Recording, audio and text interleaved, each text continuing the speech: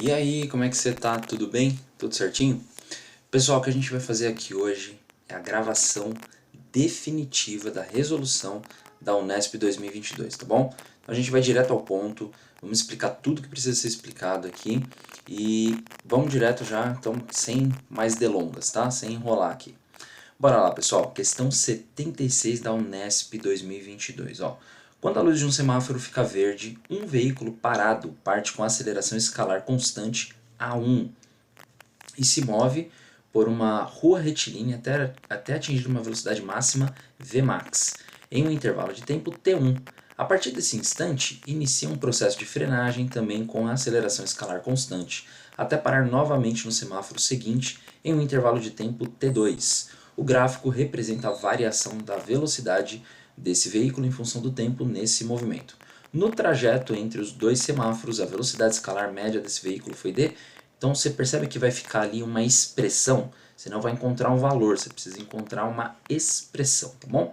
A gente vai chegar aqui, ó, eu vou marcar aqui com você quais são o nosso interesse, né? Qual que é o nosso interesse aqui no enunciado. Então, ó, ele fala de uma aceleração A1, ele fala de uma velocidade máxima, ele fala de um tempo T1, um tempo T2, a velocidade máxima está aparecendo aqui no gráfico, né? Então, por enquanto é isso. Ele está perguntando, então, ó, legal a gente saber a pergunta também, tá? No trajeto entre os dois semáforos, a velocidade escalar média. Então, ó, velocidade escalar média.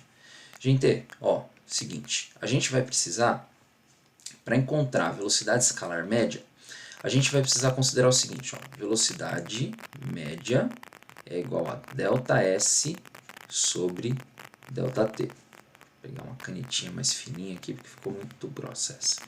Então, ó, ΔT, ΔS sobre ΔT. A gente precisa saber o inteiro desse deslocamento para a gente conseguir dividir pelo tempo inteiro e conseguir encontrar a velocidade média desse movimento, tá bom? Então, o que a gente vai fazer é o seguinte, a gente vai olhar para o gráfico e aí a gente vai precisar, pessoal, considerar aqui qual é a área embaixo desse gráfico. Você deve ter percebido o seguinte, ó, essa primeira parte aqui, o gráfico inteiro está formando uma figura que é um triângulo, certo? Mas esta primeira parte está formando um triângulo retângulo e esta segunda parte aqui está formando um outro triângulo retângulo. Aí a gente vai lembrar do seguinte, que se você calcula a área embaixo do gráfico de velocidade por tempo, você vai encontrar o ΔS. Então essa parte aqui vai dar para a gente o ΔS1 e essa parte aqui vai dar para a gente o ΔS2. Beleza? Então vamos lá. Ó. Quando eu olho para o ΔS1, então, isso aqui eu vou guardar, deixar ele guardadinho aqui para a gente saber que precisa voltar para isso, tá? Então, ó, quando eu calculo meu ΔS1, ele vai ser numericamente igual à área embaixo desse triângulo aqui. A área embaixo desse triângulo aí é dada por base vezes a altura dividido por 2. Beleza. Quem que é a base desse triângulo aqui? Ó? T1. Quem que é a altura? É a velocidade máxima. Tá aqui, ó. Vmax. Dividido por quanto? Dividido por 2. Tá bom? Então isso aqui é o meu ΔS1. Tá, e o ΔS2? Vou fazer até de outra cor aqui, ó. ΔS2. Ele vai ser numericamente igual à área 2. Esse aqui numericamente igual à área 1, esse aqui numericamente igual à área 2. Beleza. Então o que a gente tem? Base vezes altura dividido por 2. A base da área 2 é o T2, vezes a velocidade máxima. Isso aqui dividido por 2. Beleza? Então, olha só. Quando a gente olha para a velocidade média do total, aqui, ó, eu vou precisar colocar, então, o meu ΔS total. O ΔS total vai ser, então, ΔS1, opa, faltou S, ΔS1, mais o ΔS2. E eu vou dividir pelo tempo total, que vai ser igual ao tempo T1 mais o tempo t2. Beleza? Vamos substituir aqui então aquilo que a gente pode, né, no lugar do ΔS1 e ΔS2. Então no lugar do ΔS1 vai ficar T1 Vmax sobre 2, mais quem? T2 Vmax sobre 2. Tudo isso aqui está sobre T1 mais T2. Beleza? A gente vai fazer então o seguinte. Deixa eu só aumentar aqui a minha tela. Né? Vou colocar mais telinha para baixo aqui. Bom, a gente vai fazer o seguinte, pessoal. Vamos colocar em evidência aqui esse Vmax, tá? Então vou passar para a linha de baixo aqui, ó. Vai ficar Vmax sobre 2. Isso aqui que eu coloco em evidência é fator comum nessas duas parcelas de soma aqui, né? Então vai sobrar aqui, ó, T1 mais T2, e isso tudo está dividindo pelo quê? T1 mais T2. Esse T1 mais T2 aqui está multiplicando essa fração, certo? E eu tenho T1 mais T2 aqui embaixo também. Então eu posso cortar esse cara com esse cara. O que vai sobrar para mim, então, no caso da velocidade média, né? O que é a velocidade média? Velocidade média vai ser, então, velocidade máxima dividido por 2. Acontece o seguinte, quando você olha nas opções de resposta, não tem em nenhum lugar a velocidade máxima dividido por 2 como opção de resposta. A gente precisa escrever a velocidade máxima em termos de outras grandezas, então. Quais outras grandezas estão aparecendo lá no enunciado que não estão aqui, né? A aceleração. Então, a aceleração é uma coisa importante que está aqui no enunciado, lá no começo. Aparece nas opções de resposta e não tinha aparecido aqui na minha resolução, tá? Então, o que eu vou fazer é o seguinte, eu vou primeiro lembrar da expressão para a aceleração, né? Então, ó, a aceleração ela vai ser igual a ΔV sobre ΔT. Quando a gente olha para o gráfico, você vai perceber que nesse primeiro caso aqui, ó, no primeiro ΔS, nesse primeiro triangulinho, né, o ΔV aqui ele partiu do zero e chegou na velocidade máxima. Então seria a velocidade final menos a velocidade inicial. Qual que é a velocidade final? Velocidade máxima. E a velocidade inicial? É zero.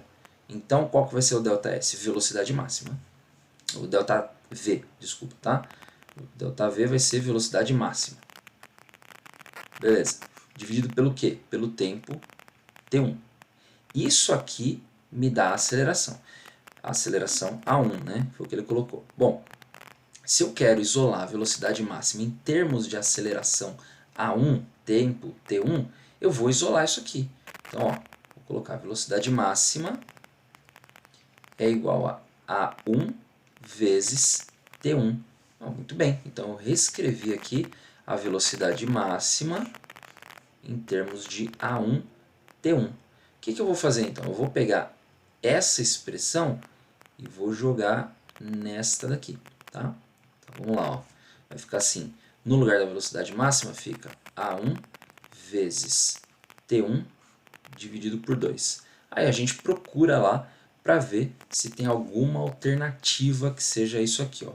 A1 vezes T1 dividido por 2 é a alternativa D, beleza? D de demais. Uma questãozinha que você precisa lembrar bem aí de alguns conceitos de cinemática, né? Lembrar de como lidar com gráfico, prestar atenção nas informações que estão sendo apresentadas no enunciado e, sobretudo, pessoal, não confundir a questão da velocidade média, né? Não sai assim querendo somar a velocidade, dividir por 2, não é uma coisa tão simples assim. Se você quer saber a velocidade média do percurso inteiro, você tem que encontrar o ΔS para o percurso inteiro, dividir pelo ΔT para o percurso inteiro, aí você vai encontrar a velocidade média. E nesse caso aqui a gente teve que substituir pela expressão da aceleração vezes o tempo, tá? E um detalhe também, né? O exercício absolutamente literal. Basicamente não entra número aí, não entram os valores. Você vai substituir aí pelas letras, tá bom? Então é um exercício de matemática cheio de letra, beleza? Vamos passar para o próximo agora. Questão 77, então, olha só. Um garoto gira uma esfera de 500 gramas. Eu vou já marcando aqui o que é importante, tá? Ó, 500 gramas ao redor do seu corpo, mantendo o braço esticado na vertical e segurando um fio ideal de comprimento de 65 centímetros, conforme a figura.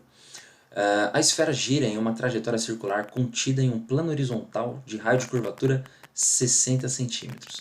Bom, o que ele está falando? Ele está falando o seguinte: aqui você tem esse círculo, né, que está pontilhado, o raio de curvatura desse círculo está aqui, ó. Isso aqui é o R, né? E o moleque está segurando esse negócio aqui. E esse fiozinho aqui tem os 65 centímetros, certo? 65 centímetros. E o raio de curvatura tem 60 centímetros, tá? Adotando G igual a 10 metros por segundo ao quadrado e desprezando a resistência do ar, a intensidade da força de tração que atua no fio. Pessoal, é sempre importante ter uma boa noção daquilo que está sendo perguntado, tá bom? Então, a intensidade da força de tração que atua no fio. Tem uma força de tração atuando naquele fio, certo? Ela está aqui, ó. Tração.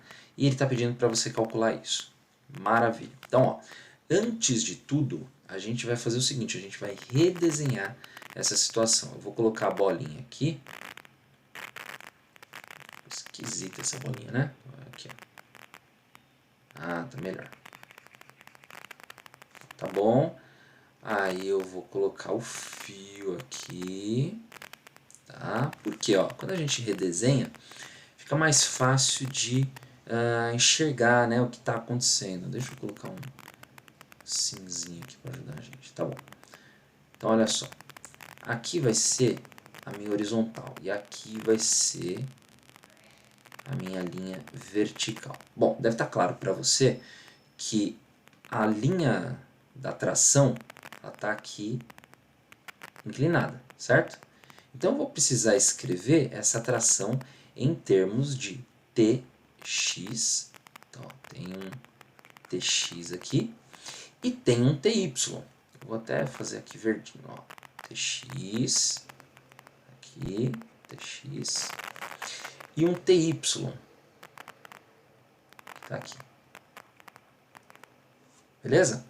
Tá, eu vou fazer o seguinte, eu vou reescrever ou redesenhar isso daqui, só que agora eu vou colocar as medidas do tamanho do triângulo que foram apresentadas ali, tá? Então a gente tem aqui a bolinha, a gente tem o fio, aí temos, deixa eu pegar o cinza aqui, temos a vertical, temos a horizontal, e aí vamos lá para o que o exercício está falando, né? Ó, como eu tinha colocado lá, esse aqui é o raio de curvatura, essa é a altura do plano de giro da bolinha, tá? Até a mão do menino, e isso aqui é o tamanho do fio, né? Então eu vou colocar aqui como F, tá? Isso aqui é 65 centímetros.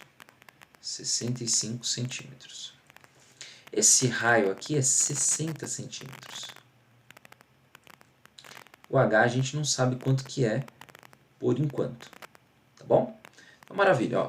O que a gente vai precisar fazer aqui? A gente vai precisar resolver em x e em y. A primeira coisa que eu vou fazer é escrever isso em y. Então vamos começar aqui, ó, fazendo em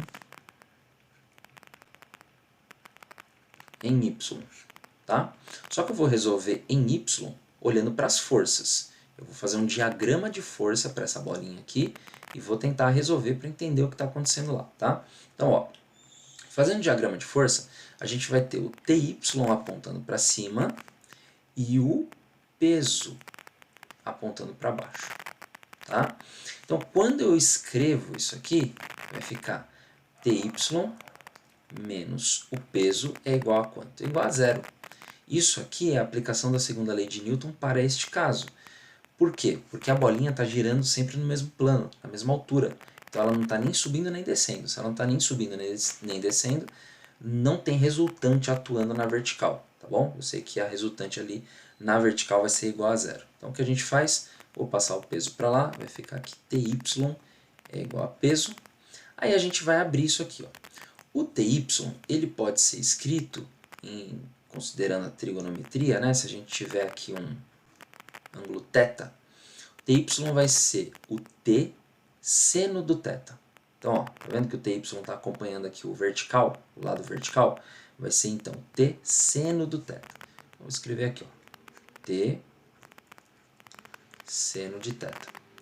Vai ser igual ao peso, que é dado por massa vezes a aceleração gravitacional.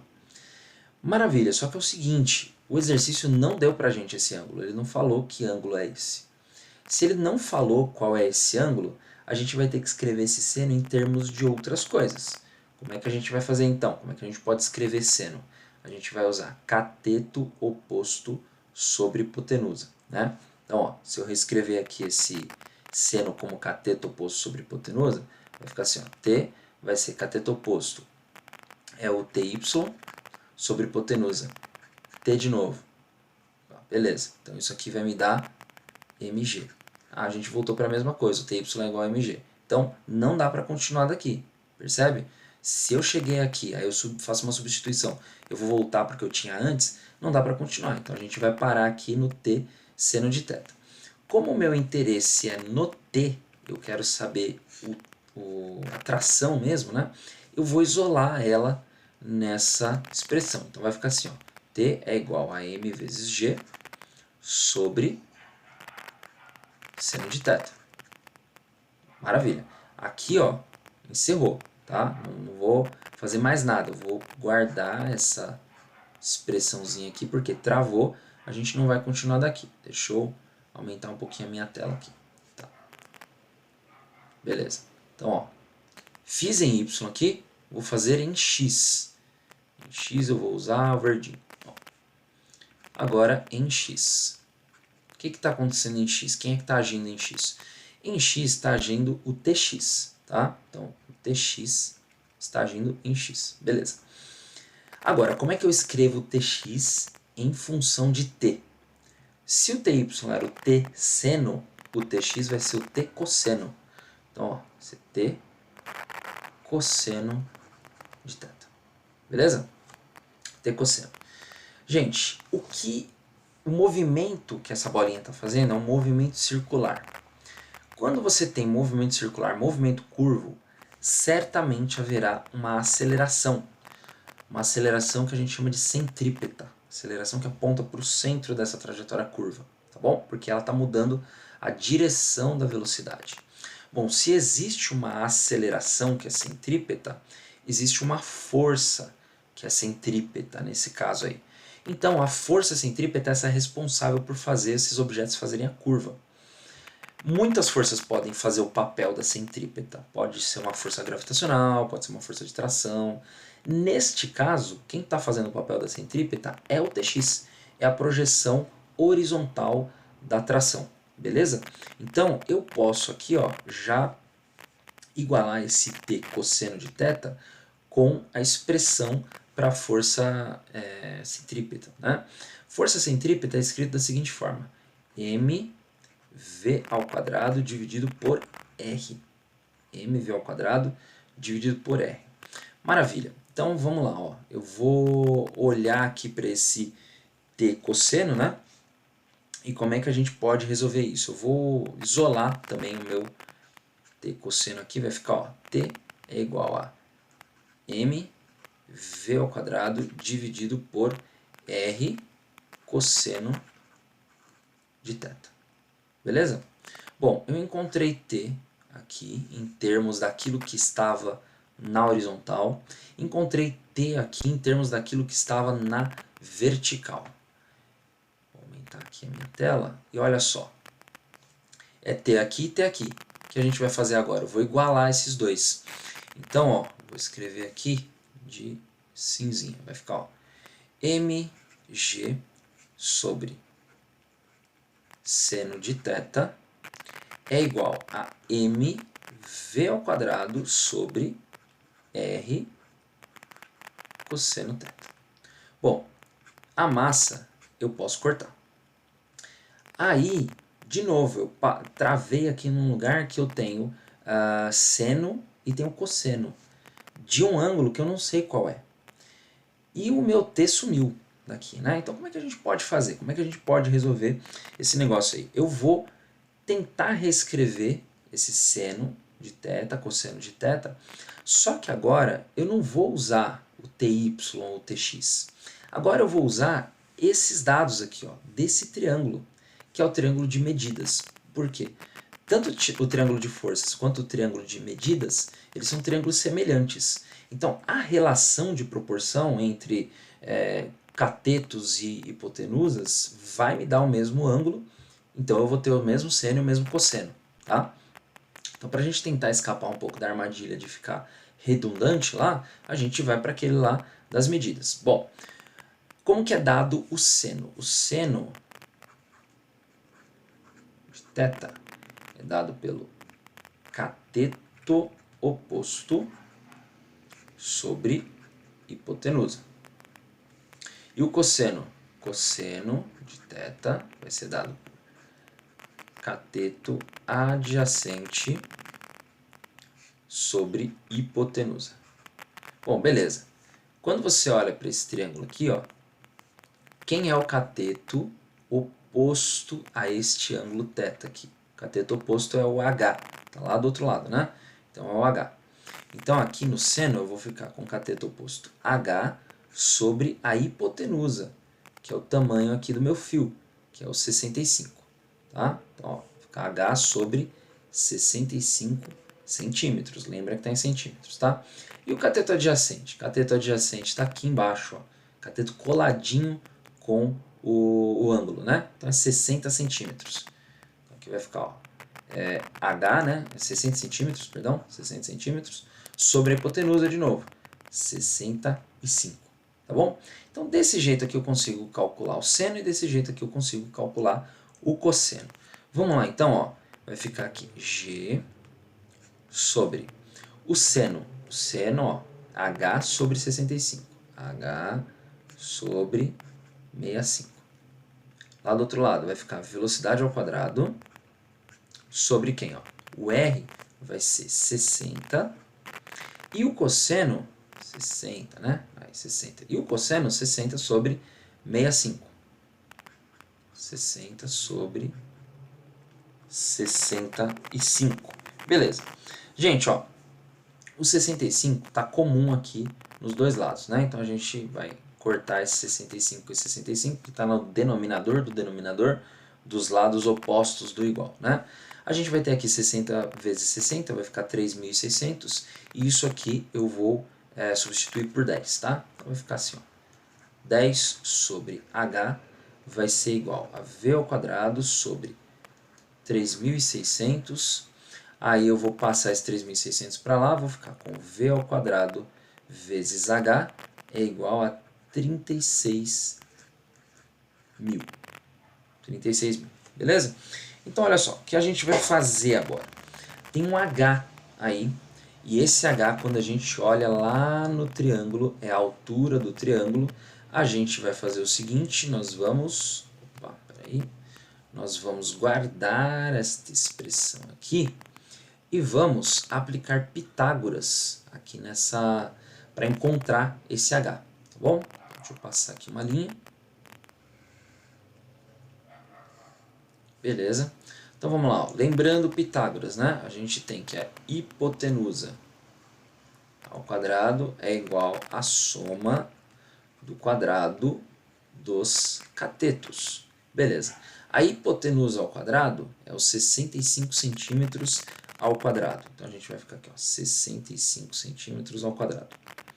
Um cateto vale 60. Então isso aqui vai ser 60 ao quadrado. E o outro cateto vale h ao quadrado. Então eu vou isolar esse cateto aqui, ó, h ao quadrado. Isso aqui vai ficar então 65 ao quadrado menos 60 ao quadrado, porque o 60 passou para o lado de lá. Beleza? Então, ó, h ao quadrado. 65 ao quadrado, pessoal, dá 4.225. 4.225, e você provavelmente na prova perderia um tempinho fazendo essa conta, tá? Meio desnecessário, mas a Unesp colocou. Você vai perder um tempinho fazendo essa continha, tá? 60 vezes 60 dá 3.600. Quando você subtrai esses caras aqui, isso dá 625. Então, h ao quadrado dá 625. A gente está atrás de h e não de h ao quadrado. Então, quando isso acontece, você precisa tirar a raiz desse lado aqui. Mas como é uma equação, você tem que tirar a raiz deste lado e deste lado daqui. Então, tirando a raiz dos dois lados, você vai ficar com h é igual a 25. 25 o quê? A gente está medindo em centímetros, né? Colocamos as medidas aqui em centímetros, então h é 25 centímetros. Tá bom? Então vamos fazer o seguinte, ó. Eu vou pegar esse h aí e vou ver onde ele aparece. Ele aparece aqui nessa expressão. Se eu substituir nessa expressão, eu vou encontrar a velocidade ao quadrado. Mas quando eu encontro a velocidade ao quadrado, isso não me ajuda muito. Porque eu vou colocar a velocidade onde depois para achar? Aqui nessa expressão, eu não tenho t. Agora, onde que eu tenho t? Eu tenho t aqui. Aqui tem a velocidade ao quadrado também, mas sei lá, né? Deve ter algum outro lugar mais fácil para a gente fazer isso. Aqui tem o t. E aqui tem o seno, pessoal. Quando eu pegar o seno, eu preciso lembrar que o seno vai ser escrito em termos de h. Ele pode ser escrito em termos de h. Ó. Eu tinha escrito ele aqui. Então, ó, eu posso pegar esse seno e colocar aqui. Como eu já encontrei o h, eu vou ter tudo aqui para essa expressão. Aqui dá para vir por aqui? Dá, mas vai ficar uma conta mais complexa, tá bom? Eu vou precisar encontrar esse v ao quadrado e tal, vai ficar uma encrenca ali, tá? Então, a gente pode vir para cá direto, tá? Então, eu vou fazer assim, ó, eu vou pegar esta expressão, vou colocar aqui embaixo, ó. Vou até reescrever ela, vai ficar t é igual a m vezes g sobre seno de θ. Agora, vai ficar m vezes g sobre, quem que é o seno de θ? h sobre 65. Só que o h eu acabei de encontrar, é 25, né? Então a gente vai ter aqui, ó, massa. O exercício falou pra gente qual que é a massa? Falou, ó, 500 gramas. 500 gramas a gente não pode usar. Para ir para o sistema internacional, eu vou colocar 0,5, porque 500 gramas é meio quilo, tá? Vezes g, 10 metros por segundo ao quadrado, dividido por h. Só que o h aqui tá em centímetros, né? Eu posso deixar até porque o 65 também está em centímetros. Então vai ficar, ó, 25 sobre 65. Beleza. Então, ó, isso aqui, meio vezes 10 dá 5. Então vamos escrever aqui, ó. Meio vezes 10 dá 5. Então fica 5 sobre 25 vezes 65. O que eu fiz aqui, ó?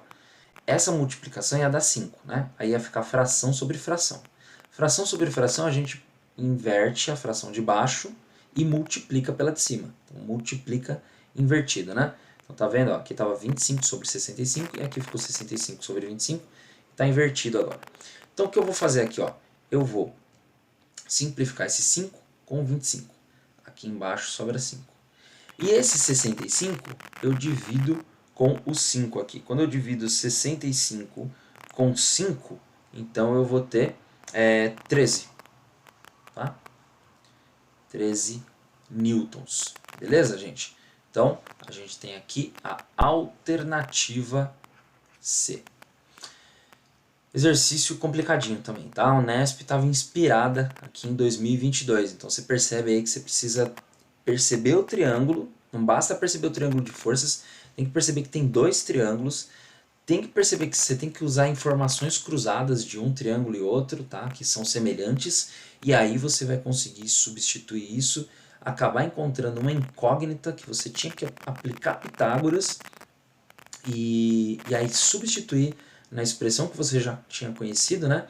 Para conseguir chegar na resposta. Beleza? Foi fácil não, pessoal. Esse exercício aí é um exercício longo, exercício complicado, tá bom? Então presta atenção aí nesses enunciados. Beleza? Vamos passar para o próximo? Vamos lá. Isso aqui não precisa, só para a gente lembrar das relações do triângulo retângulo, né? Então, ó, cateto oposto sobre hipotenusa para o seno, cateto adjacente sobre hipotenusa para o cosseno, cateto oposto sobre cateto adjacente para tangente, tá bom? E a expressão aqui do teorema de Pitágoras. Beleza, então vamos lá, ó. Questão 78. Uma pequena esfera é abandonada do repouso no ponto 1 e após deslizar sem rolar pela pista mostrada em corte na figura, perde contato com ela no ponto 2, passando a se mover em trajetória parabólica até atingir o solo horizontal. Adotando g igual a 10 metros por segundo ao quadrado, desprezando o atrito e a resistência do ar, quando essa esfera passa pelo ponto 3, ponto mais alto de sua trajetória fora da pista, a componente horizontal da velocidade vertical da esfera terá módulo igual a... Então, pessoal, ó, ele passou aqui alguns dados pra gente, mas ele passou esses dados aqui, né? Ó. Pera aí, deixa eu pegar a caneta de marcar. Então, 1,8 é a altura de saída da bola. A bolinha foi abandonada, beleza? G é 10 metros por segundo ao quadrado. Beleza. Aí ele está perguntando qual é, o que ele quer saber, né? Qual é a componente horizontal da velocidade vetorial da esfera, qual que vai ser o módulo disso, né? Quando ela estiver nessa posição 3. Então aqui, gente, tem uma velocidade, que é uma velocidade Vx, e vai ser só essa velocidade. Isso é importante, tá? É só essa velocidade. Por quê? Porque na vertical a velocidade é nula. Como você sabe disso, professor? Eu sei disso porque ele está dizendo que o ponto 3 é o ponto mais alto da trajetória fora da pista. Então, se é o ponto mais alto, sempre que é o ponto mais alto do movimento, você tem aí a velocidade Vy igual a zero. A velocidade precisa ser invertida para o objeto começar a cair, então tem que passar pelo zero, tá bom? Então vamos lá, ó, o que a gente vai fazer aqui? A gente vai resolver isso por energia e a gente vai olhar para a energia mecânica. Lembrando que energia mecânica vai ser soma da energia cinética mais energia potencial. Neste caso aqui a gente tem só energia potencial gravitacional, beleza? Aí a gente vai fazer o seguinte, ó, energia mecânica quando ele está aqui no ponto 1. Então eu vou colocar aqui, ó, ponto 1. Tá? A energia mecânica ali vai ser igual à energia potencial gravitacional. Por quê? Porque ele está partindo do repouso. Se ele está partindo do repouso, a energia cinética nesse lugar é zero. Tá? Então isso aqui vai ser igual a m vezes g vezes h.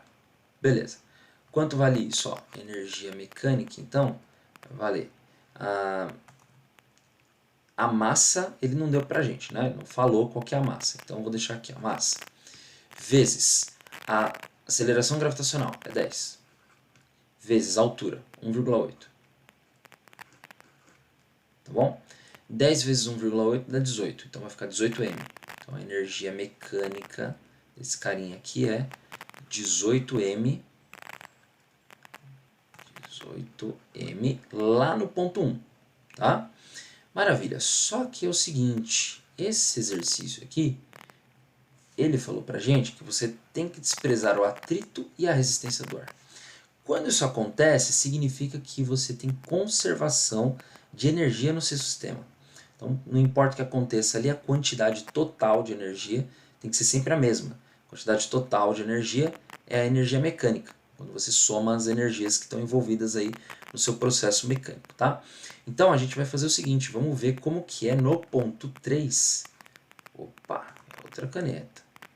No ponto 3, o funcionamento das energias, tá? Como que é a energia mecânica. A energia mecânica, ela vai ser descrita no 3 pela energia cinética, porque tem movimento aqui, tá?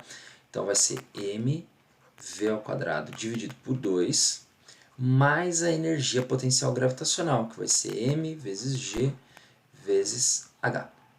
Beleza?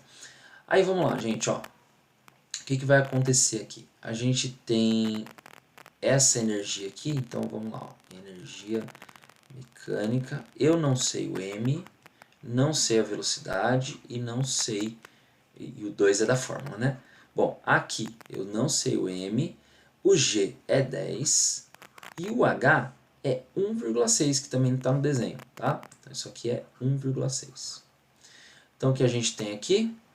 A gente tem que a energia mecânica vai ser dada por massa, velocidade ao quadrado, dividido por 2, mais 16m. Muito bem. Vocês concordam que a energia mecânica aqui é igual à energia mecânica aqui? A gente está falando do mesmo sistema em um sistema conservativo, né? Conserva o valor total de energia. Então eu vou igualar as expressões. A gente vai ficar então assim, ó. 18m é igual a mv ao quadrado dividido por 2, mais 16m. E aí você vai ter o seguinte, ó, ele não mostrou qual que era a massa, né? Mas não tem problema, porque a massa aparece em todas as parcelas de soma dos dois lados do igual. Aí você corta para todo mundo, beleza?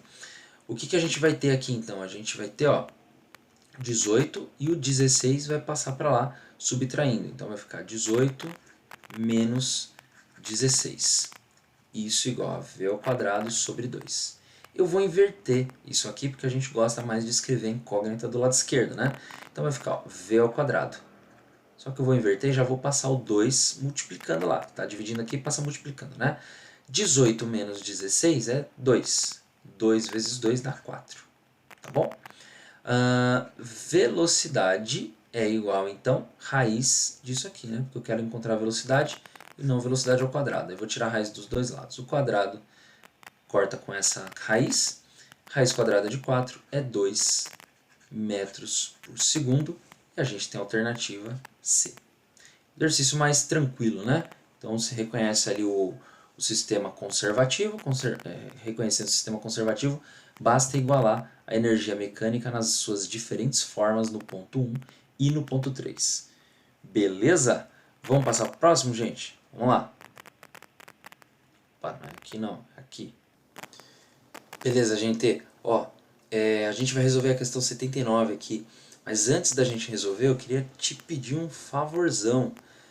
Se inscreve no canal. Porque é o seguinte, eu vou começar a postar aqui as outras resoluções de outros vestibulares, aulas também, para poder entregar esse conteúdo para você.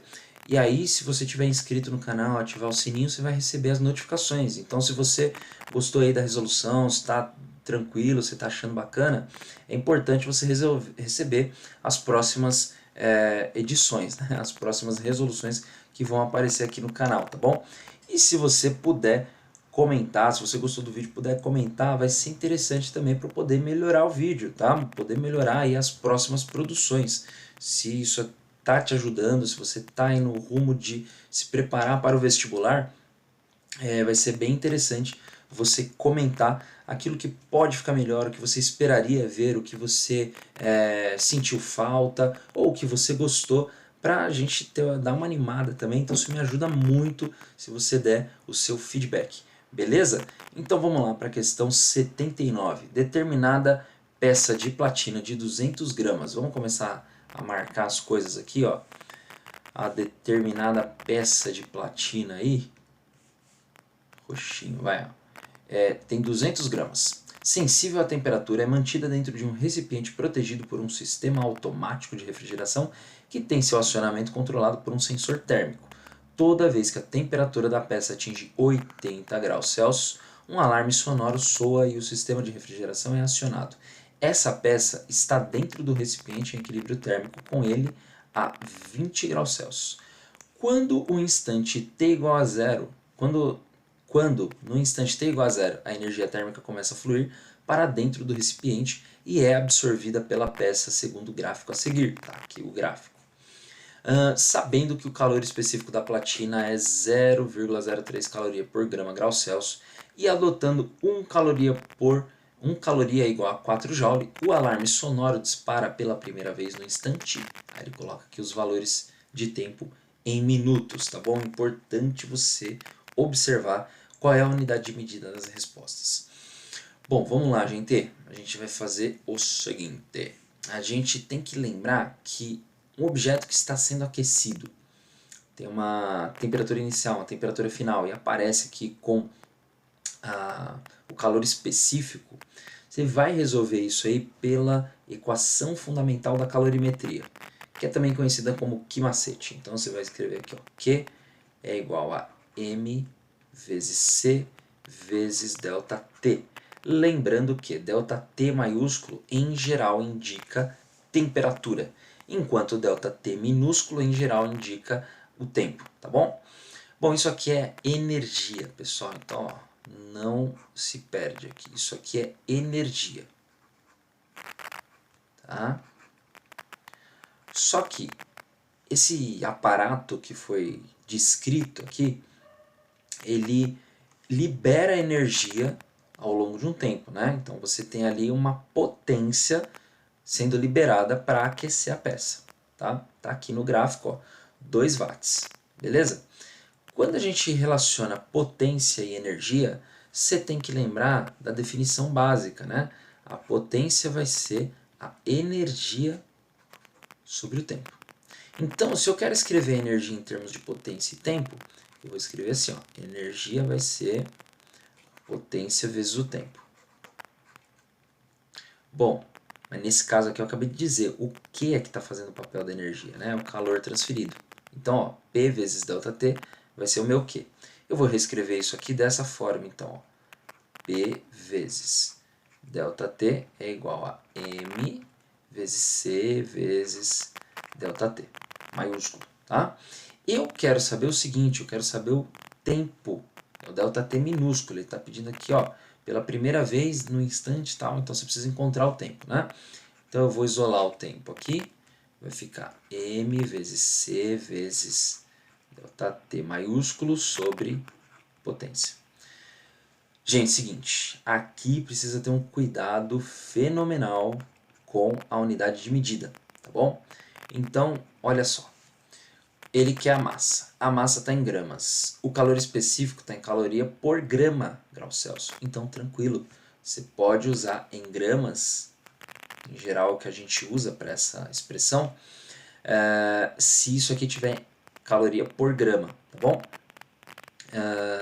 Poderia mudar para quilograma? Poderia, só que você teria que mudar esse também, tá? Bom, o calor específico vai ficar 0,03 caloria por grama grau Celsius. Então, vale muito pouco a pena você transformar esse valor aqui, tá? Bom, e o ΔT? O ΔT é o seguinte, ó, ele começa no 20 e termina no 80. É essa variação. Variação a gente calcula com o final menos inicial. 80 menos 20, que dá 60. Isso aqui, ó, dividido pelo quê? Pela potência. A potência é 2, mas tem que tomar um cuidado grande porque é 2, ó, watt. Watt, gente, é dado por joule por segundo. Joule a cada segundo. Se watt é dado por joule a cada segundo, eu preciso transformar esses joules aqui para transformar os watts, tá? Então eu preciso ficar com uma potência aqui de caloria por segundo, né? Então eu vou usar essa relação aqui, ó. A relação de uma caloria é 4 joules. Então o que eu vou fazer? Vou colocar o valor aqui da potência em watt, que é o que está no gráfico, e vou dividir por 4 para fazer essa transformação, tá? Se você fizer uma regra de 3 aí, você vai perceber que você vai chegar na divisão por 4, tá? Então, gente, é o seguinte, ó, ΔT. Quando você tem esse tipo de coisa aqui, é interessante você pensar outras formas de escrever esses valores, porque isso agiliza a sua conta, tá? Então, 200 é a mesma coisa que você escrever 2 vezes 100. Porque daí, quando você multiplica esse 100 por 0,03, fica muito mais fácil de perceber que essa vírgula vai andar uma casa para cá. E aí vai ficar 2 vezes 3. 2 vezes 3 é 6. 6 vezes 60, isso dá 360. E aqui embaixo, 2 sobre 4. 2 sobre 4 é também conhecido como meio. Só que dividir por meio é a mesma coisa que multiplicar por 2. Isso aqui vai dar 720, então. 720 o quê? 720 segundos. Porque a gente usou a unidade de potência, e aí estava lá watt por joule por segundo. E aí quando a gente converteu para caloria, ficou caloria por segundo, né? Ó, o gráfico está em segundo aqui.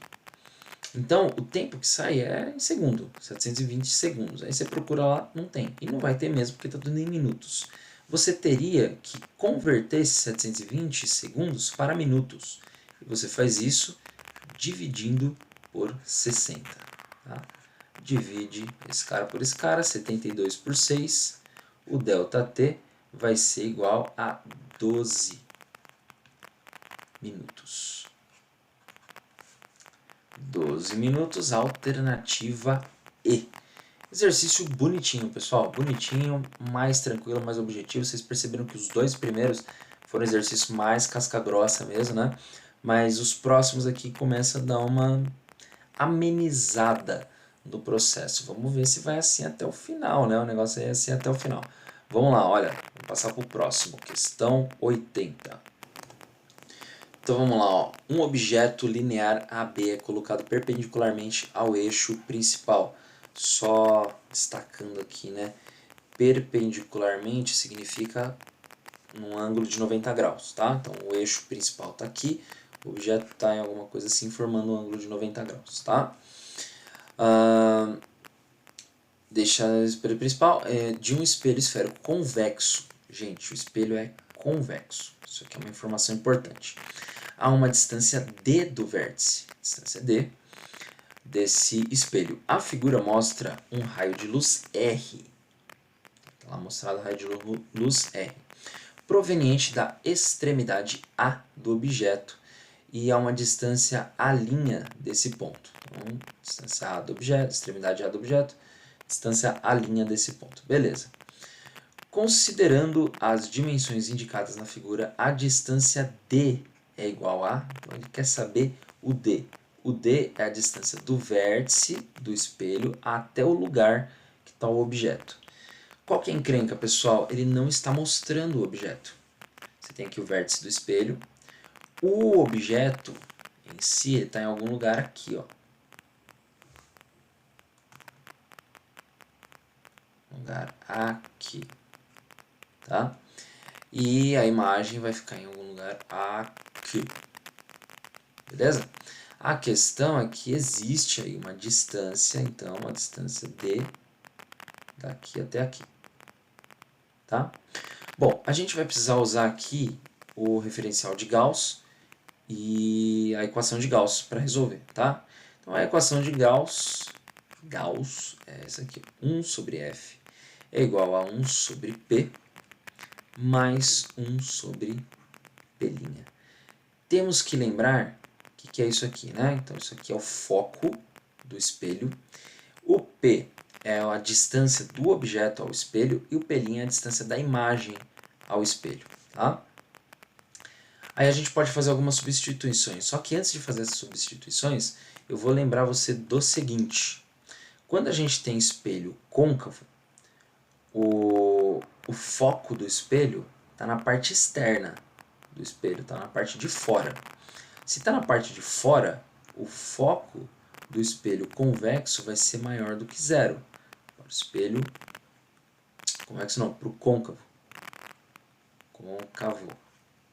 Tá? O espelho côncavo, o foco vai ser maior do que zero. Para o convexo, o foco fica dentro do espelho. Olha o foco aqui, ó. Então aqui você tem o espelho, né? Se você continuar esse espelho aqui, ele vai formar uma esfera, certo? Por isso que é espelho esférico. Agora, o foco está na parte de dentro desse espelho. Se está na parte de dentro, você precisa colocar um foco menor do que zero. Tá bom? Bom, P, a distância do objeto ao espelho. O objeto sempre estará fora do espelho, então P sempre será maior do que zero. E o P'? Bom, se a imagem for real, o P', vou escrever até de outra cor aqui, para não confundir. Então, se a imagem for real, o P' vai ser maior do que zero. Se ela for virtual, o P vai ser menor do que zero. Tá? Então, sabendo disso, a gente volta aqui para substituir os valores. Por quê? Então, ó, 1 sobre f vai ficar assim, ó, vai ficar 1 sobre x sobre y sobre 2. Por quê, gente? Ele deu aqui pra gente essa distância aqui, ó, a distância y. A distância y é a distância do vértice ao centro de curvatura. E a distância do vértice ao centro de curvatura é metade da distância do foco ao centro de curvatura. Então a gente pode escrever foco como sendo igual à distância do centro de curvatura ao vértice sobre 2. Só que eu não tenho aqui uma letra para a distância focal, eu tenho uma letra para a distância do centro de curvatura. Né? Então a gente vai pegar isso aqui, ó, e no lugar do foco vamos escrever desse jeito aqui. Vai ficar menos 1 sobre, e aí ó, o foco é y sobre 2. Y sobre 2. Tá vendo? Ó, o y está fazendo o papel do c aqui. Tá? Igual. O que a gente tem aqui? A gente tem 1 sobre p. O P é a distância do objeto ao espelho, que ele já nomeou aqui, ele falou que é D. Então isso aqui é 1 sobre D. Tá? Isso aqui ó, é o P', vai aparecer o P' aqui. O P' é a distância da imagem ao espelho. Só que essa imagem é virtual, o espelho é convexo, a imagem sempre será virtual. Se a imagem sempre será virtual, vou colocar um negativo já aqui. Então isso aqui vai ficar 1 sobre quem? 1 sobre x. Tá bom? Bom, 1 sobre y sobre 2 é fração sobre fração, a gente multiplica invertendo a fração de baixo, certo?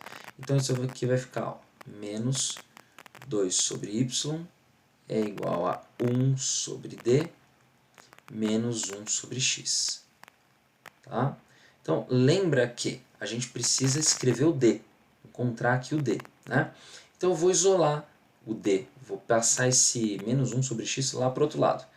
E vou inverter já a expressão, né? Então vai ficar ó, 1 sobre d, que é igual 1 sobre x, estava negativo aqui, passou para o lado de lá positivo, certo? Então ficou 1 sobre x menos 2 sobre y, tá bom? Bom, gente, é o seguinte, ó, 1 sobre d, eu preciso tirar o mínimo múltiplo comum dessas coisas. Quando eu não sei o valor, quando é literal, o mínimo múltiplo comum que você tira é a multiplicação dos dois, tá? No mínimo, você vai multiplicar os dois, né? Então, x vezes y vai ser x vezes y. X vezes y divide pelo de baixo e multiplica pelo de cima. X vezes y divide por x, sobra y. Então, fica y lá.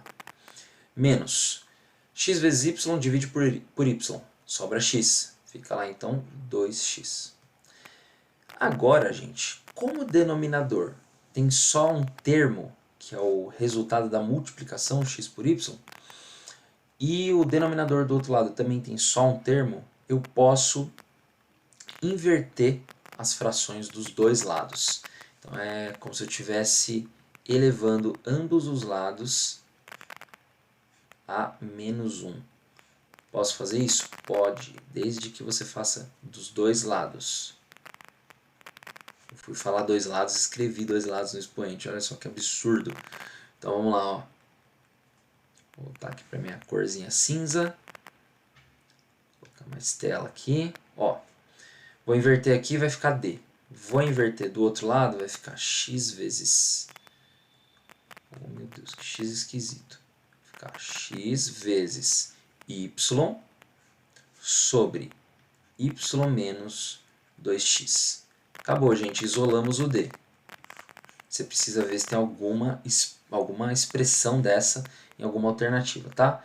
Bom, em cima tem que ter xy. Tem xy aqui? Bom, mas y menos x não é o que a gente achou. Tem xy aqui? Tem. Mas 2x mais y não foi o que a gente achou. Xy aqui, beleza. Mas x mais y também não é. Xy aqui. E olha só, y menos 2x. Exatamente o que a gente encontrou. A alternativa D. Maravilha? Então tá bom, gente. Ó, aplicação da equação de Gauss. O que é mais complicado aqui talvez tenha sido lembrar que o espelho convexo tem um foco dentro, e quando tem um foco dentro do espelho ele vai ser negativo, tá bom? Isso aqui vai fazer toda a diferença aí para o processo de resolução, tá? Vamos passar para a próxima então.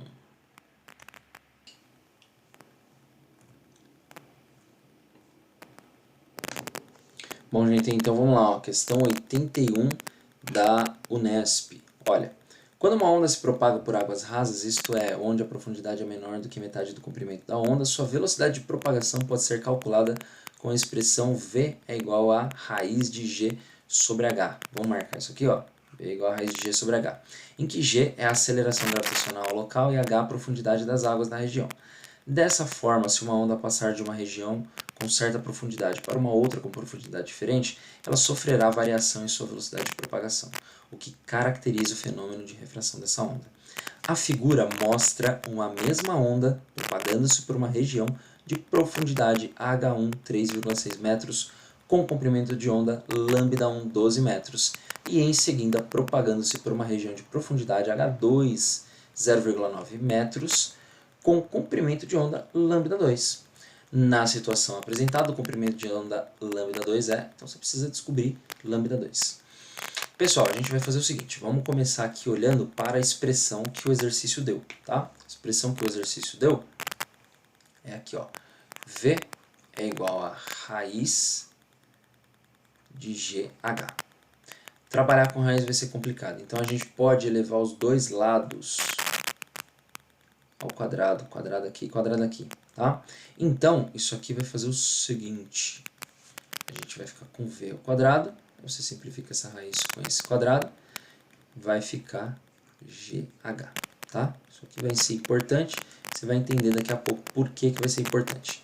Aí a gente vai fazer o seguinte, a gente vai lembrar da expressão, da equação fundamental da ondulatória, que é a seguinte, V é igual a lambda F, a famosa Vem-Lambert-ferida, beleza? Aí, na Vem-Lambert-ferida, percebe que a gente pode escrever lambda F no lugar do V, tá? Mas eu ainda não vou fazer isso, eu vou fazer o seguinte, eu vou isolar aqui o G, tá? Então, G vai ser igual a V ao quadrado sobre H. Por que eu fiz isso? Porque nós temos duas situações, e duas situações cuja velocidade é dada por essa expressão.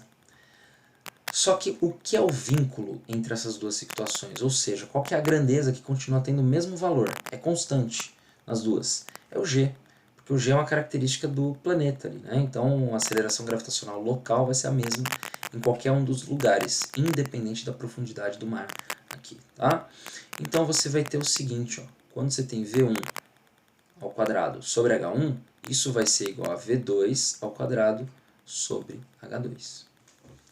E aí eu acabei de dizer o seguinte, a gente pode substituir o V por essa expressão, que é exatamente o que eu vou fazer ali, tá?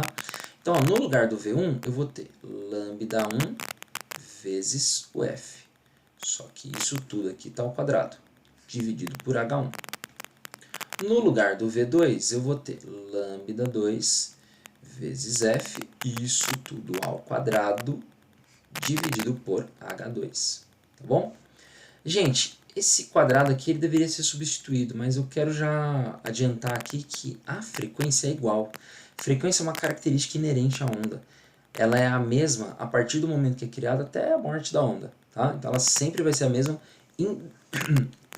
independente das mudanças de ambiente, tá? Então pode mudar de meio de propagação aí, que a frequência vai ser a mesma. O que vai mudar na mudança de meio de propagação? Vai mudar o lambda e vai mudar a velocidade, tá bom? Então a gente vai começar já cortando esse F. Vai ficar então, ó, lambda ao quadrado sobre H1, lambda 1, perdão, coloquei o quadrado aqui no lugar errado, ó, lambda 1 ao quadrado dividido por H1 igual a lambda 2 ao quadrado dividido por H2. Beleza, a gente vai isolar aqui esse lambda 2, porque é o que a gente está procurando, certo? Então, ó, o lambda 2 vai ser igual a lambda 1 ao quadrado vezes H2, né? Opa, H2 embaixo. Esse H2 aqui que estava multiplicando, dividindo, passou multiplicando, tá? Dividido por H1. Isso aqui está ao quadrado. Beleza. Então, ó, lambda 2 ao quadrado vai ser igual ao seguinte, ó, o lambda 1 ele já passou para a gente que é o 12, certo? Então é 12 que está ao quadrado, vezes o H2, ele passou para a gente lá, é o 0,9. E o H1 é o 3,6. 3,6. Pessoal, você vai resolver isso aqui, ó. O valor da resolução disso aí é 36. Então, lambda 2 ao quadrado é igual a 36. Lambda 2, então, que você teria que tirar a raiz dos dois lados do igual, vai ser igual a 6 metros. E isso aqui vai ser a nossa alternativa A. Beleza? Então, maravilha. A gente vai para a última questão da Unesp 2022. Você vai ver que essa questão aqui é tranquila, é só a aplicação de fórmula. Agora, antes da gente resolver a última questão, eu queria lembrar, reforçar um recadinho, gente. Se você está gostando das resoluções, te aviso que vai ter mais, tá bom? Então, para você acompanhar as próximas resoluções, se inscreve no canal, porque se inscrevendo no canal você vai receber algum aviso do YouTube aí que foram postadas as novas resoluções, novas aulas, tá? Então é importante para você ter aí esse acompanhamento. Agora, se você sentiu falta de alguma coisa, o professor foi rápido demais, o professor foi lento demais, o professor devia ter feito as contas, o professor tem que explicar mais aprofundadamente, aí eu vou desenhando as resoluções de acordo com o que vocês vão colocando nos comentários. Então, se você puder comentar lá, você vai ajudar bastante para a gente melhorar aí a qualidade das resoluções do curso para atender a sua necessidade, para que você possa conquistar uma vaga aí no vestibular, beleza? Então, olha, faça um comentário aí, se inscreva, liga o sininho, compartilha com o pessoal aí, para a gente poder crescer mais e mais e trazer material bacana para vocês, tá bom? Vamos resolver a última então, gente. Ó, posso comprar um chuveiro elétrico e uma lâmpada fluorescente compacta para sua casa? Um rapaz fez-se a seguinte pergunta: por quanto tempo essa lâmpada precisa ficar acesa para consumir a mesma quantidade de energia elétrica que um chuveiro consome em um banho de 12 minutos de duração? Para responder essa pergunta, consultou as embalagens dos dois produtos e observou os detalhes mostrados nas figuras. Tá, ó, 20 watts, 110, 127 volts, 220 volts, 7.500 watts, tá? Gente, a gente vai partir do seguinte, a expressão que nos ajuda a entender o que é potência, né? A potência é a energia gasta, consumida por tempo. Portanto, se eu quiser escrever a energia, eu vou multiplicar a potência pelo tempo, tá? Então é o seguinte, por que eu estou isolando a energia? Porque ele falou que ele quer a mesma energia.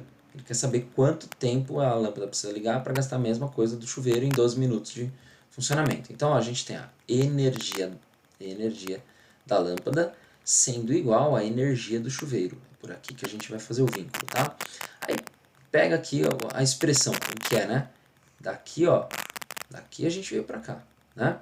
Então a potência da lâmpada vezes o tempo de funcionamento da lâmpada vai ser igual à energia do chuveiro, tá? A potência do chuveiro, ixi, Maria, tá falhando aqui já. Potência do chuveiro vezes o tempo de funcionamento do chuveiro. Aí sim. Então, ó, a potência da lâmpada é dada aqui na figurinha. Então, você tem 20 watts, tá? O tempo de funcionamento da lâmpada é o que a gente está procurando. A potência do chuveiro é dada embaixo. Cuidado para não confundir aqui, ó. 7.500 watts, tá? Então, isso aqui, ó, 7.500 vezes o tempo de funcionamento do chuveiro. Mas, gente, não dá para usar o tempo de funcionamento do chuveiro em minutos, porque cálculo de energia elétrica é sempre dado em quilowatt-hora, né? Então, a energia elétrica é quilowatt-hora. Então, eu tenho que transformar isso para hora. E as minhas opções de resposta estão todas em hora, né? Então, eu vou fazer assim, ó, vai ficar 12 minutos dividido por 60, pronto, virou hora. Olha só, que mágico, né? Aí a gente vai ter o seguinte, ó, eu vou isolar aqui o meu ΔT da lâmpada. Eu vou ter 7.500 vezes 12 sobre 60 sobre 20, tá bom? Gente, eu não vou cansar vocês aqui com essa conta toda, não. Você vai cortar isso aqui com isso aqui, isso aqui com isso aqui. dividir esse 12 com esse 2, dá 6 aqui, 6 vezes 75, e aí você vai ter, ó, 75 horas, tá? 75 horas, porque vai ser 6 vezes 6 vezes 75, depois dividido por 6, tem esse outro 6 aqui, tá? Então, ó, esse 6 você vai cortar com esse 6. Então, é 6 vezes 75, depois dividido por 6, o que vai dar 75, tá? Então, fica 75 horas de funcionamento para a lâmpada, tá bom?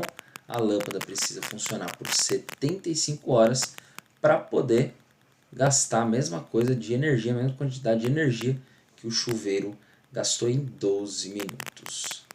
Beleza, pessoal? Esta foi a Unesp 2021.